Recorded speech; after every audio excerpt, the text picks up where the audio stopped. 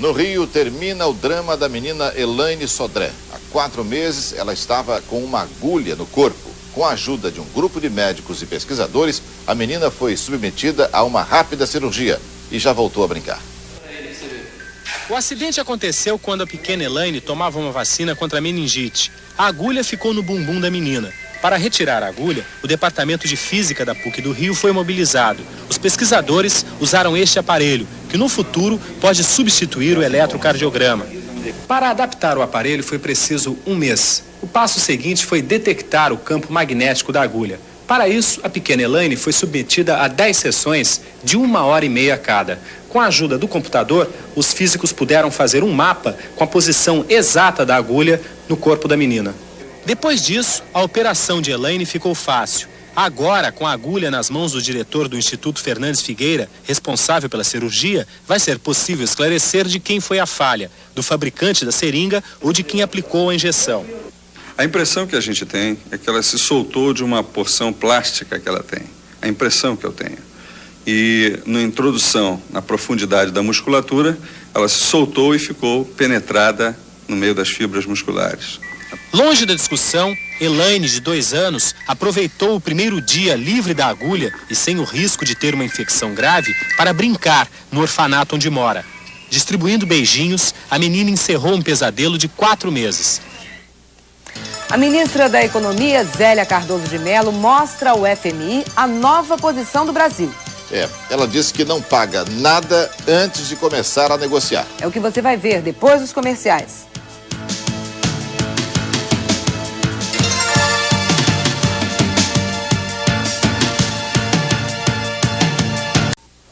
A Confederação Nacional dos Trabalhadores em Empresas de Crédito, CONTEC, passou o dia reunida em Brasília com representantes dos 3 bancos estaduais liquidados esta semana pelo governo federal. Na reunião, foi discutida uma fórmula para tentar cobrir o rombo dos bancos. Os empregados dos bancos liquidados, alguns empresários e as prefeituras das principais cidades do Piauí, da Paraíba e do Rio Grande do Norte estão dispostos a unir esforços. A ideia é fazer doações, reduzir salários, usar as caixas de previdência e vender imóveis que pertencem aos bancos. A proposta deve ser encaminhada na segunda-feira ao Banco Central. A CUT está mesmo fora do pacto social proposto pelo governo. Jair Meneghelli confirmou hoje em Goiânia que a CUT não vai estar na rodada de negociações do próximo dia 26. Mesmo com a CUT fora do pacto, a Ordem dos Advogados do Brasil vai participar como mediadora nas reuniões para o entendimento nacional. O presidente da OAB, Ofir Cavalcante, disse que vai apresentar propostas na mesa de negociações.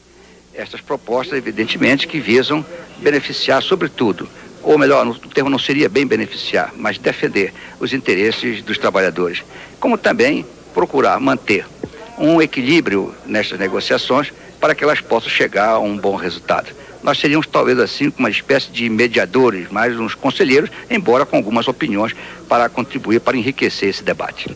Quais os pontos que a OAB pretende levar para a mesa de negociação? Num primeiro momento, assegurar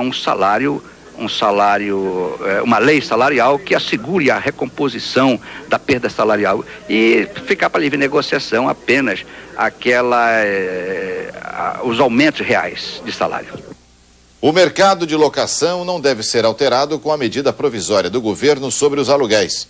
Em São Paulo, as administradoras de imóveis receberam a medida com restrições.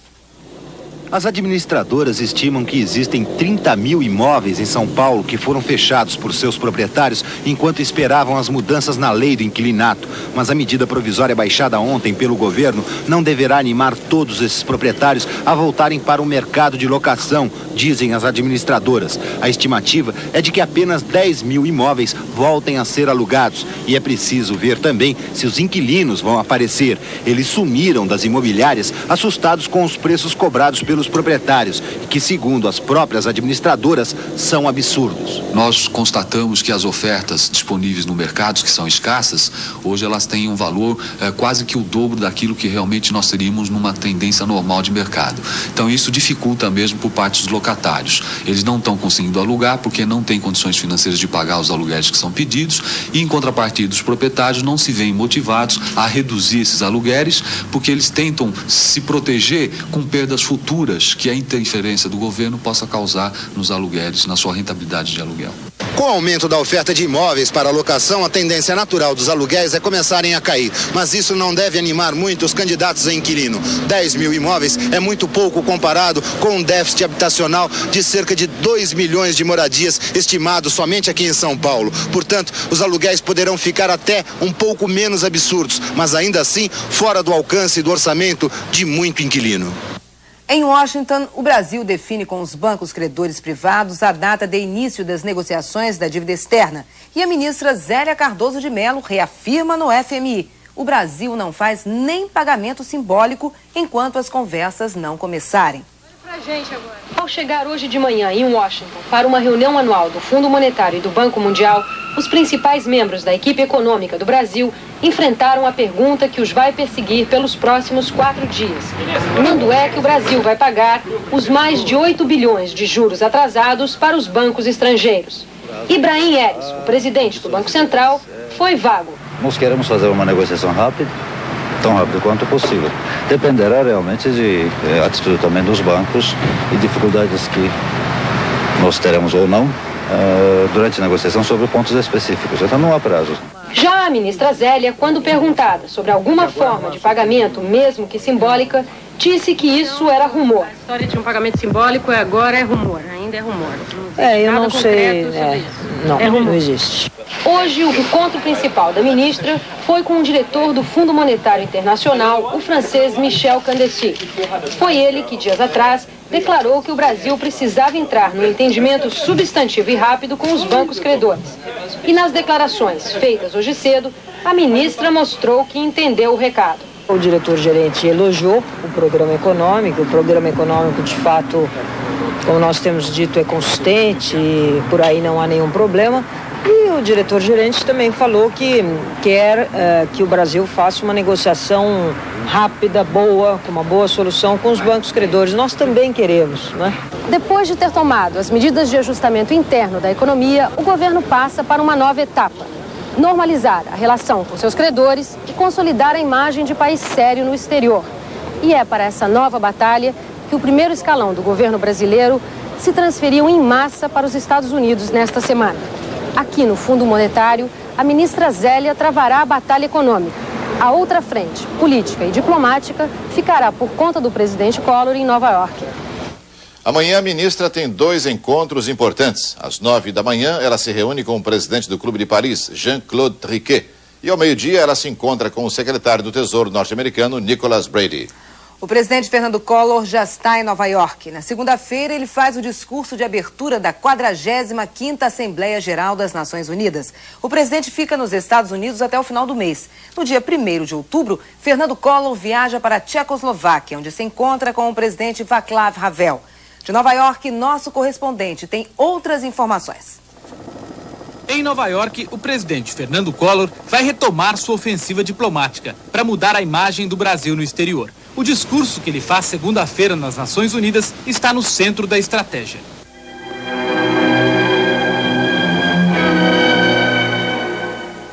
Na questão do meio ambiente, o americano comum continua vendo o Brasil, através de reportagens e documentários na TV, como um país destruidor da floresta amazônica. Collor partirá para a ofensiva, mencionando as medidas que tomou em defesa da ecologia. Na questão da dívida externa, o Brasil é frequentemente citado como um dos motivos para a crise dos bancos americanos. O Chase Manhattan, por exemplo, um de nossos grandes credores, acaba de anunciar a demissão de 5 mil empregados. Collor dirá que o país quer pagar o que deve, desde que não seja à custa de novos sacrifícios. A comitiva do presidente brasileiro vai ficar hospedada no tradicional Hotel Plaza, ao lado do Central Park, bem no miolo da ilha de Manhattan. Durante uma semana, Collor terá uma agenda carregada de reuniões com políticos, empresários e banqueiros. E, no que depender dela, até o encontro com esta vidente brasileira que vive em Nova York. Diz que já deu consulta à mãe de Collor, Dona Leda, e que agora quer dar sua mensagem ao próprio presidente. Ele tem que se preocupar mais com a posição, a saúde e o bem-estar dele, sempre alerta, não? Porque ele é a grande esperança do povo brasileiro. Esta é a primeira visita de Fernando Collor como presidente empossado aos Estados Unidos. Ele desembarcou no início da noite no aeroporto John Kennedy. Como veio num voo comercial, não houve cerimônia de recepção. presidente e sua comitiva vieram direto para o Hotel Plaza. Amanhã, o presidente tem o dia livre. Por isso, seus assessores especulam que ele poderá fazer um programa muito comum aos nova-iorquinos, dar um passeio pelo Central Park. Mas isso só se passar a forte chuva que está caindo em Nova York. A assessoria do presidente informou que ele deve se encontrar com o presidente norte-americano George Bush. Depois de visitar os Estados Unidos e a Tchecoslováquia, Collor viaja para a Iugoslávia. A Jordânia começa a sofrer represália de países que não concordam com a posição do rei Hussein. A Arábia Saudita suspende a venda de petróleo e expulsa 20 diplomatas jordanianos. Nós voltamos daqui a pouco.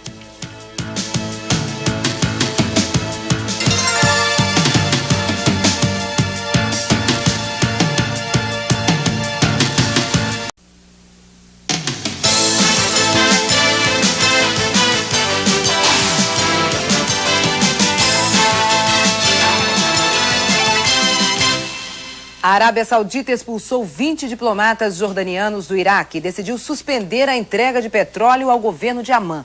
A medida é em represália à indecisão do governo jordaniano em apoiar o bloqueio internacional decretado pelas Nações Unidas ao Iraque. O ministro da Economia jordaniano disse que o governo foi surpreendido pela decisão saudita. Segundo ele, as consequências sobre a economia do país serão dramáticas.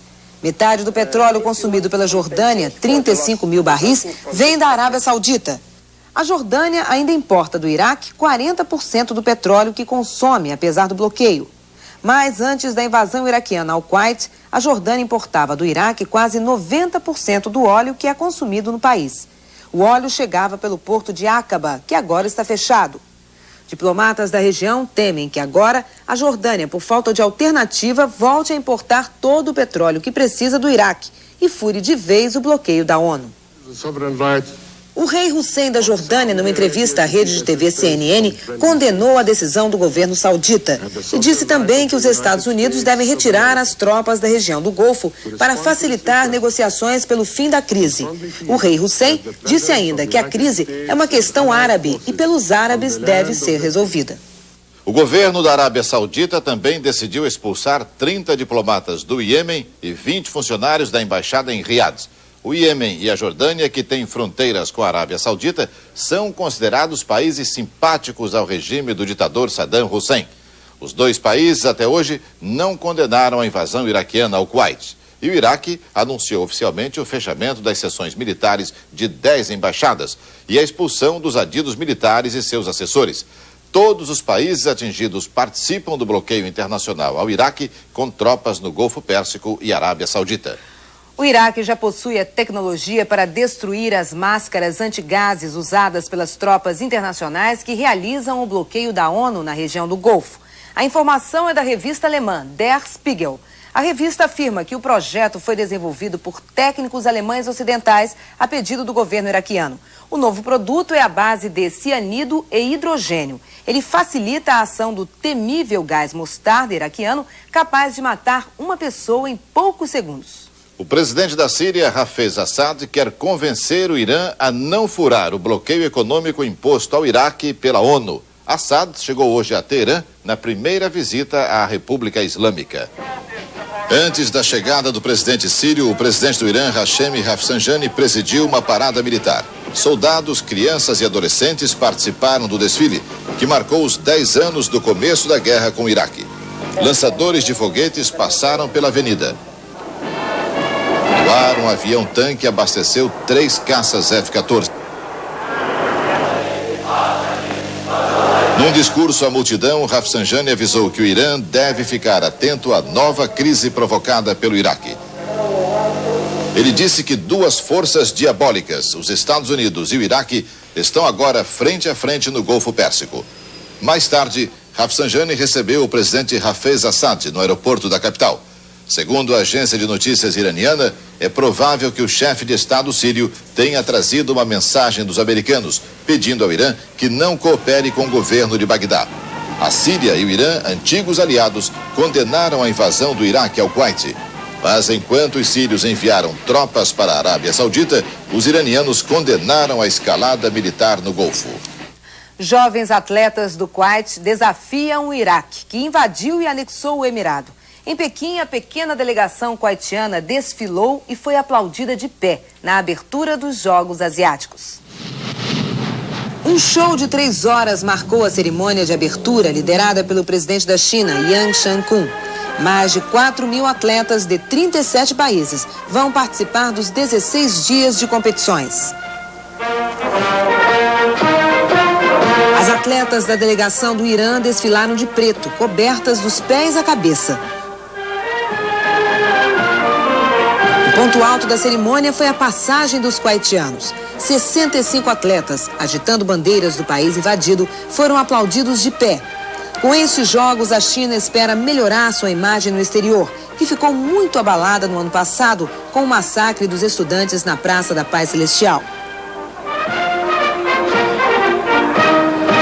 Mas em Hong Kong, muita gente mostrou que a repressão ao movimento pela democracia não foi esquecida. Centenas de pessoas saíram às ruas para exigir a libertação dos presos políticos chineses. Os manifestantes levaram um tanque de madeira onde havia uma inscrição que dizia: "Total falta de humanidade". Alguns marcharam acorrentados e com roupa branca, que é a cor do luto na China. Outros se fantasiaram de soldados. A manifestação foi organizada por um grupo de apoio ao movimento pela democracia na China. O último grupo de mulheres e crianças que estavam como reféns no Kuwait e Iraque deixou hoje Bagdá com destino aos Estados Unidos. Eles viajaram num Boeing 707 da Iraq Airways, com escala em Londres, Inglaterra. 2.000 mulheres e crianças, ex-reféns de Saddam Hussein, já deixaram o Iraque através do aeroporto de Bagdá desde o início da crise no mês passado. Os brasileiros que estão no Iraque podem deixar Bagdá neste fim de semana. A missão especial percorreu durante todo o dia de hoje os ministérios iraquianos para conseguir vistos de saída para os 300 brasileiros. No Itamaraty, os funcionários ficaram de plantão.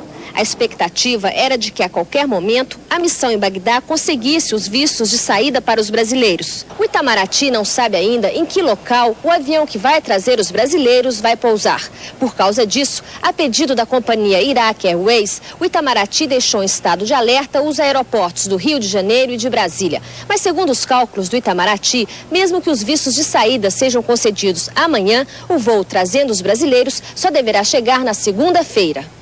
O presidente Frederic de Klerk garantiu que está disposto a acabar com todo tipo de discriminação na África do Sul. De Klerk fez a declaração hoje em Pretória, pouco antes de partir para Washington, onde se encontrará com o presidente George Bush. Será a primeira visita de um líder sul-africano aos Estados Unidos nos 42 anos do regime racista. No subúrbio negro de Vos-Louros, centenas de pessoas participaram do enterro de novas vítimas da violência racial.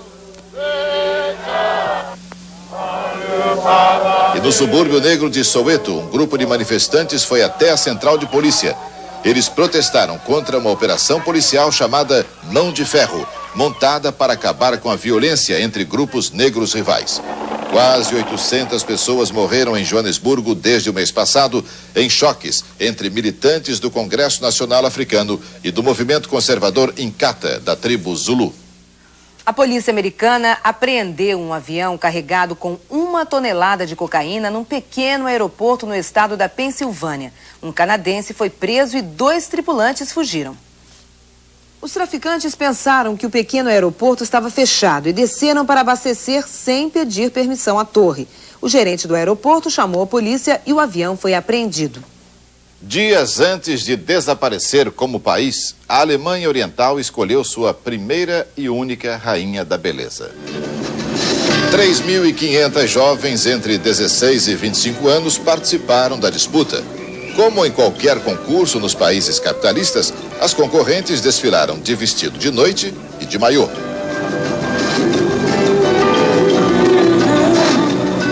A expectativa terminou com o anúncio do nome da vencedora, Letícia Koski, de 19 anos. Como prêmio, ela ganhou um carro inglês e a satisfação de saber que entrou para a história.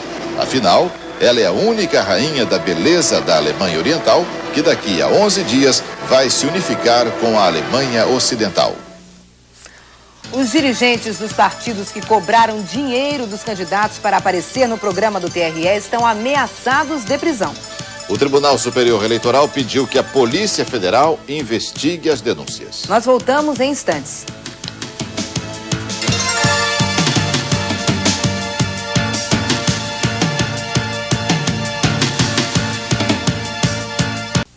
Equipes de resgate encontraram hoje de manhã os destroços do Bandeirante, que caiu na noite de quinta-feira, logo após decolar de Fernando de Noronha. Até agora, apenas o corpo da menina Patrícia Gomes, de 2 anos, foi encontrado.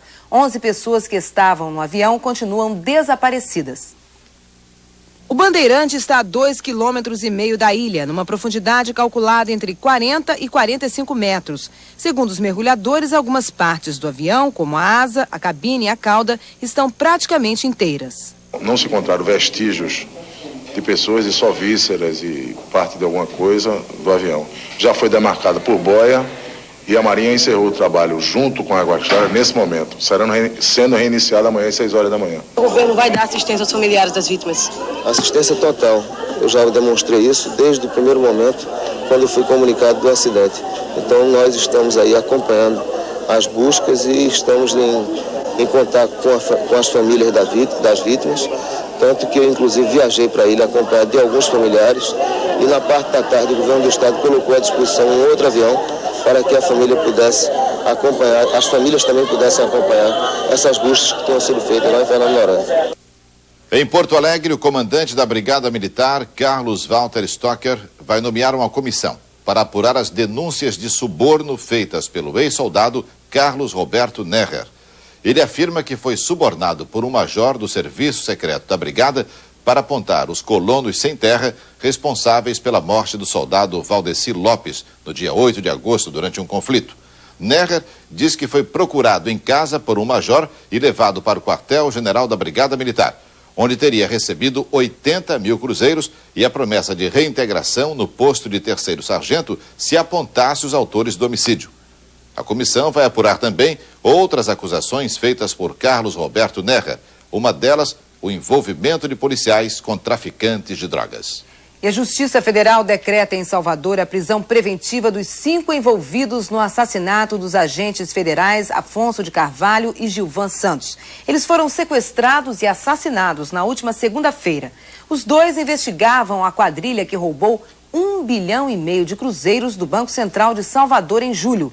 Já estão presos o delegado Agenor Bonfim e o tenente da PM, Luiz Raimundo Cunha. A Polícia Federal procura os outros 3 envolvidos, os agentes da Polícia Civil, Daniel Gentili e Álvaro de Albuquerque, e o traficante de drogas e advogado Franklin Matos. Os 2 agentes assassinados foram enterrados hoje na Bahia. As famílias estão revoltadas. O agente da Polícia Federal, Afonso de Carvalho, de 37 anos, foi enterrado hoje de manhã em Itabuna, a 430 quilômetros de Salvador. O superintendente da Polícia Federal em Salvador assistiu ao enterro e falou sobre as investigações. Neste crime cometido por Franklin Matos e seus asseclas, a sociedade realmente veio a conhecer quem são os responsáveis por tamanha atrocidade. O corpo do agente da Polícia Federal, Gilvan Santos, de 29 anos, chegou ontem à Cruz das Almas, a 140 quilômetros de Salvador. Ele foi velado na Câmara de Vereadores da cidade. O enterro, no final da tarde, foi acompanhado por vários agentes federais, amigos e parentes. A mãe de Gilvan não conseguiu conter a emoção. A família está revoltada. Eu tenho fé em Jesus que isso vai ser esclarecido e isso vai ser... E Gilvan realmente, eu não digo vingado, porque eu sou católica, mas eu quero justiça. A Polícia do Rio suspeita que os estudantes Alexandre Wenkert e Vânia Bensaquem podem estar fora do estado. Hoje, mais 2 homens acusados de envolvimento no sequestro foram apresentados à imprensa. Cláudio Luiz Soares é genro de Francisco Viriato de Oliveira, o japonês, líder do Comando Vermelho e, segundo a polícia, responsável pela maioria dos sequestros praticados no Rio. O outro preso é Luiz Carlos da Silva, ligado ao bando de Antônio Rosa, o Parazinho, traficante da favela do Jacarezinho e um dos principais suspeitos do sequestro. O diretor da Divisão de Repressão ao Crime Organizado, delegado Jorge Mário Gomes, disse que a polícia vai continuar investigando todas as denúncias que chegam sobre o sequestro. Ele espera encontrar o cativeiro dos estudantes antes da libertação de Vânia e Alexandre. O objetivo maior é essa localização e preservar a integridade física sempre da pessoa sequestrada. As operações da polícia já conseguiram reduzir o tráfico de drogas nas favelas do Rio. Só no Jacarezinho, a venda de tóxicos caiu à metade, segundo o depoimento de um dos traficantes presos. Por tudo isso, a polícia já não acredita que os estudantes estejam presos em favelas do Rio. A tese é de que os sequestradores estão mudando o cativeiro a cada dia. E não está descartada a hipótese dos estudantes Vânia e Alexandre terem sido levados para fora da cidade ou até mesmo do estado. A deputada Raquel Cândido, do PDT de Rondônia, denunciou que foi agredida e levada algemada hoje para uma delegacia do interior do estado. A deputada acusa o promotor Raimundo Fernandes de ter dado ordem de prisão a ela e a 2 militantes do PDT sem explicação. Mas a delegacia do município de Presidente Médici informou que a deputada não foi presa nem agredida. O que houve, segundo um policial, foi a detenção de 2 pessoas que pichavam locais públicos. Na Bahia, o Tribunal Superior Eleitoral suspende o horário de propaganda gratuita na TV por causa do baixo nível dos programas. Essa foi a imagem que os baianos assistiram durante as 2 horas do horário de propaganda eleitoral gratuita. O presidente do TRE disse que o tribunal já havia advertido aos partidos políticos para que diminuíssem a troca de acusações. Nós fizemos reuniões com partidos, com delegados de partidos, com advogados de partidos, com publicações, inclusive citando a lei, o que era proibido, os crimes que as pessoas estavam praticando. Mandar correspondência pessoal para cada dirigente de partido, chefe de coligação, comitês de propaganda. Isto não deu resultado. Ao contrário, evoluiu, descambou para o que vocês conhecem mais do que eu, questão da imprensa. Uma outra coisa. A Polícia Federal vai investigar os partidos que venderam espaço aos candidatos no horário gratuito no rádio e na televisão. Essa operação pode dar cadeia. De Brasília, Carlos Chagas. Está em nossos estúdios, aqui em Brasília, o presidente do Tribunal Superior Eleitoral, ministro Sidney Sanches, a quem cabe presidir e zelar pelas eleições que se realizarão daqui a 10 dias. Eu pergunto, ministro, o senhor teme alguma agitação, algum empecilho, alguma coisa que possa prejudicar as eleições? A esperança de que tudo corra dentro da normalidade. Mas alguns estados já pediram tropas federais, naturalmente porque há muita polêmica, há muita luta política e a preocupação em que haja insegurança. E nós já estamos providenciando isso. Também estamos preocupados com a possibilidade de greves. Há notícia de que isso está acontecendo no Tribunal Regional Eleitoral de São Paulo. Estou em contato com o presidente para saber o que é que podemos fazer para evitar que isso aconteça. Ministro, gratuita a propaganda eleitoral é cada vez menos. Nós vemos candidatos que têm que gastar rios de dinheiro na produção de programas ou até pagar para pequenos partidos. O espírito da lei não está sendo contrariado? Bem, o que é gratuito é o espaço no rádio e na televisão. O mais corre por conta dos candidatos e dos partidos. Com relação à notícia de que alguns partidos estão vendendo seus horários, isso é crime eleitoral, vai ser objeto de apuração pela Polícia Federal e objeto de acusação pelo Ministério Público e de eventual condenação pela Justiça Eleitoral.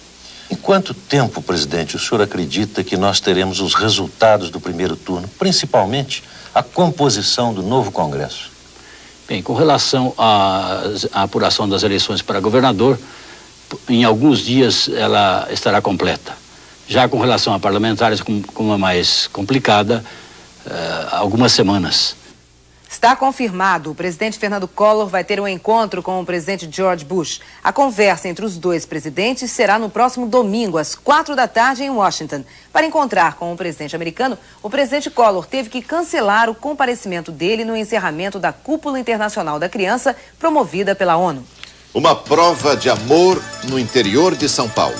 Técnicos de uma usina elétrica salvam os cervos do Pantanal que podiam morrer num lago artificial. Este assunto é destaque no próximo bloco.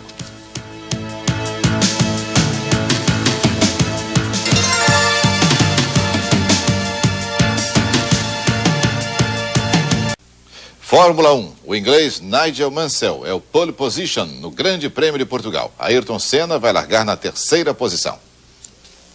A segunda sessão de treinos hoje pela manhã no circuito do Estoril foi emocionante. Senna, Prost e Mansell disputaram palmo a palmo a primeira colocação. E a pole position do GP de Portugal ficou mesmo com o inglês Nigel Mansell, com um tempo de 1 minuto, 13 segundos e 55 centésimos. Esta é a terceira pole de Mansell no campeonato. O francês Alain Prost, da McLaren, larga em segundo e o brasileiro Ayrton Senna é o terceiro no grid. Senna lidera o campeonato com 72 pontos, 16 a mais que Alain Prost, segundo colocado. Se vencer amanhã, Senna estará com o título praticamente assegurado. O quarto lugar no grid ficou para o austríaco Gerhard Berger. Nelson Piquet, da Benetton, larga na sexta posição. E Maurício Gugelmin é o 10º colocado no grid. Roberto Pupo Moreno, mais uma vez, não conseguiu se classificar. Loteca, o concurso 55 vai pagar 25 milhões e 25 mil cruzeiros para quem fizer os 13 pontos. Os que acertarem 10, 11 ou 12 jogos vão dividir o prêmio de 9 milhões e 928 mil cruzeiros. Confira agora o seu cartão. Jogo 1, Flamengo 1, Atlético Mineiro 1, coluna do meio. Jogo 2, Cruzeiro 0, Bahia 0, coluna do meio. E jogo 9, Palmeiras 1, Portuguesa de Desportos 3, coluna 2. Bem, vamos agora aos gols dos jogos da Loteca. No Pacaembu jogaram Palmeiras e Portuguesa. Adil recebeu um passe cruzado da direita e marcou o primeiro, Portuguesa 1-0.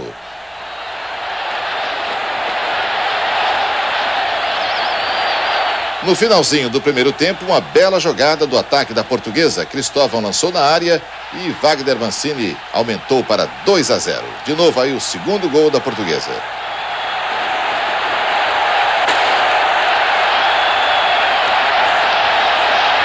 No segundo tempo, Lê entra livre e num chute cruzado da direita marca o terceiro da Portuguesa.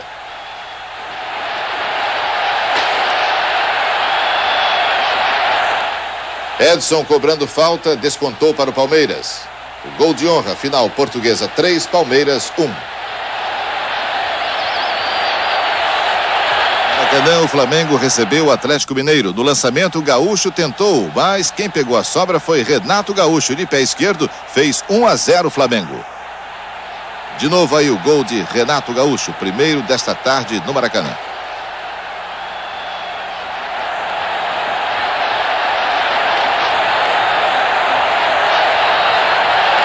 Ainda no primeiro tempo, o empate do Atlético. Éder tocou para Marquinhos. No chute, a bola bateu na trave e Gerson entrou para definir o marcador. Final, Flamengo 1, Atlético Mineiro também 1.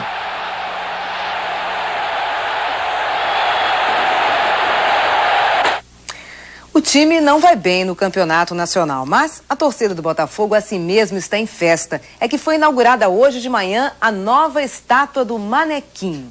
Os torcedores do Botafogo fizeram a festa esta manhã. Vestiram o uniforme do time bicampeão da Copa Rio e levaram faixas e camisas para o jardim que fica em frente à sede do clube.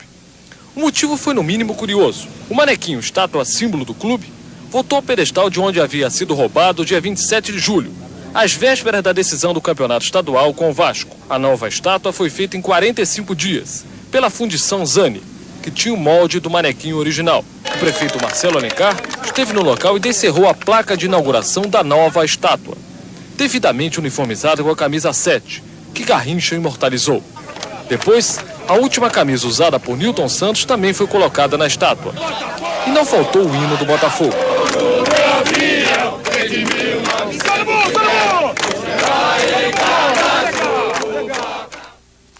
Você vai ver amanhã no programa de domingo. Um lugar místico no sertão do Piauí, onde a natureza esculpiu nas pedras imagens e formas surpreendentes. Os preparativos para a festa do homem na tribo Caiapó e a posse do cacique Tuto Pombo, sucessor de Raoni. Marcos Palmeira, o Tadeu de Pantanal, fala de amor, trabalho e do sonho de ganhar o mundo. Hidroginástica, uma mania que pegou e que reduz os riscos do infarto. Wagner Tiso e seu último disco, Baobá, com ritmos africanos, europeus e brasileiros.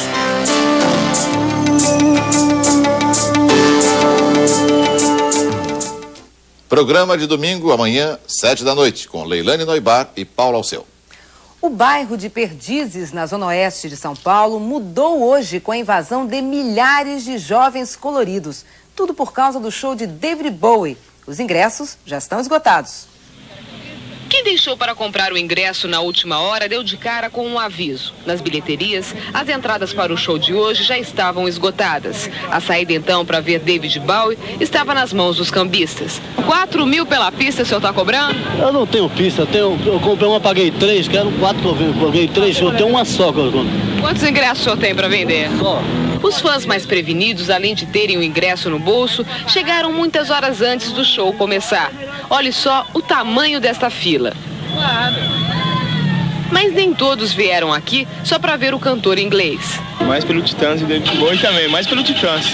Dentro do estádio, os técnicos faziam os últimos ajustes dos equipamentos. 500 mil watts de luz e 300 mil de som para fazer vibrar um público de 35 mil pessoas. Pelo menos este é o público estimado pelos organizadores do show de David Bowie. Mas certamente outras pessoas vão assistir esse show sem pagar ingresso, sem entrar no estádio e, o que é melhor, com uma imagem bem mais privilegiada do que a do próprio camarote.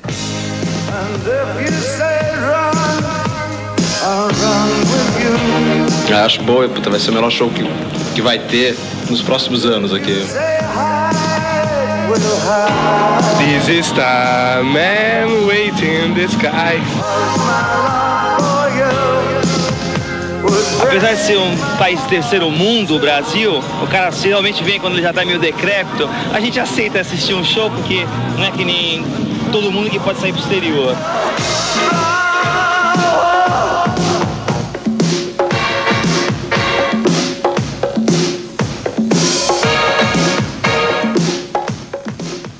E os Menudos estão de volta ao Brasil. Eles chegaram hoje a São Paulo dispostos a garantir espaço no mercado de discos. A visita é comercial, mas o show só vem em dezembro. Há 3 anos eles não vinham ao Brasil. Os próprios Menudos reconhecem. As fãs já tinham se cansado deles. Agora eles voltam vendendo uma nova imagem. Trocaram as roupas agarradas que lhes dava o ar de Latin lovers adolescentes por um visual de metaleiros. E repetem até a exaustão. Agora é rock. A música é mais rock, não é tão como antes. Era muito água com açúcar antes? Sim, antes era mais para niños pequeninos, agora é para todo tipo de gente. Tudo isso faz parte de uma estratégia para recuperar um mercado que nos bons tempos absorvia 1 milhão de discos dos Menudos. Eles querem vender 500 mil cópias do seu novo disco e assim garantir parte de um salário graúdo. Cada um desses meninos ganha $150 mil por ano. É até mais do que ganha um deputado federal no Brasil, mas tem o seu preço, como ser agarrado pelo cabelo por uma fã mais exaltada. Os grandalhões da segurança devolvem a agressão cobrando juros. É incrível, mas ninguém se machuca. O que importa mesmo é vender o rock.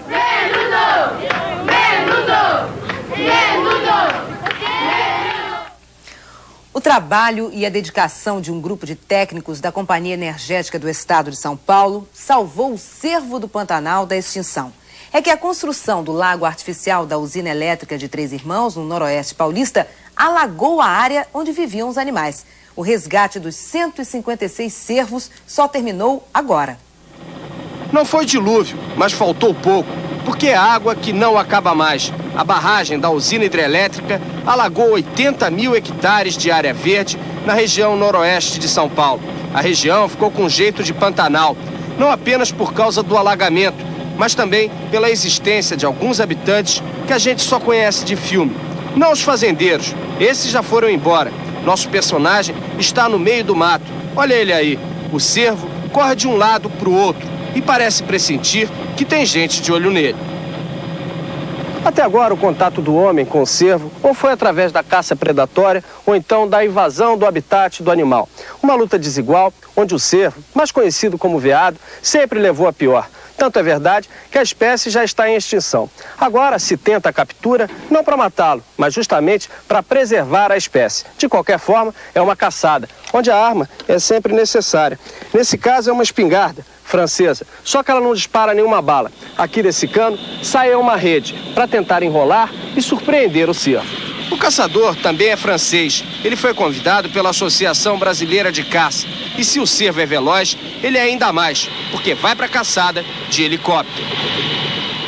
Meia hora depois de ter partido, o helicóptero está de volta. Dentro dele vem Felipe. Ele já informou pelo rádio que o resultado da caçada foi positivo. Ou seja, ele traz um cervo que está livre da inundação da represa Três Irmãos. Ele sobrevive e agora começa o outro trabalho, o trabalho de cuidar do animal. Essas pessoas que fazem parte da equipe, que ficaram esperando, agora vão correndo. Para eles, a captura do cervo é um prêmio pelo trabalho que estão tendo aqui. Não faltam mãos para segurar o cervo e o primeiro passo é levá-lo com muito cuidado para a sombra da árvore. O cervo é um animal muito nervoso, sensível. Ele está assim aparentemente calmo porque recebeu um sedativo. Mesmo assim, é necessário que ele esteja com os olhos vendados. E as pessoas que têm contato direto com ele têm que ter muito cuidado e, acima de tudo, se manterem em silêncio. Esse momento é o mais perigoso. Nessa hora, o cervo, que tem pavor do homem, pode literalmente morrer de medo. Por isso, recebe vários remédios. A operação é rápida, tudo em nome da preservação da espécie. Nós estamos lidando com uma espécie ameaçada de extinção que nunca foi trabalhada antes. Então, todos os dados que a gente puder coletar dos animais, os padrões normais sanguíneos, a flora vaginal, tudo isso assim, é estudado em várias espécies e nessa espécie nunca foi estudado. É emocionante esse trabalho? Ah, sim, é muito emocionante. Ainda anestesiado, o cervo vai embora, para longe dessa enchente artificial que não foi provocada por ele. Esse cervo vai ser levado para onde? Esse cervo especificamente vai ser levado para o Rio do Pântano, que é uma área no Mato Grosso do Sul bastante propícia para a relocação desses animais. Outros cervos que nós estamos capturando na área têm outros destinos. Alguns deles no recinto que a CESP fez em Jupiá e outros em Promissão, onde a CESP fez um centro de conservação do cervo do Pantanal que vai tentar criar esse animal zootecnicamente para futuramente repovoar as áreas onde o cervo do Pantanal já está extinto.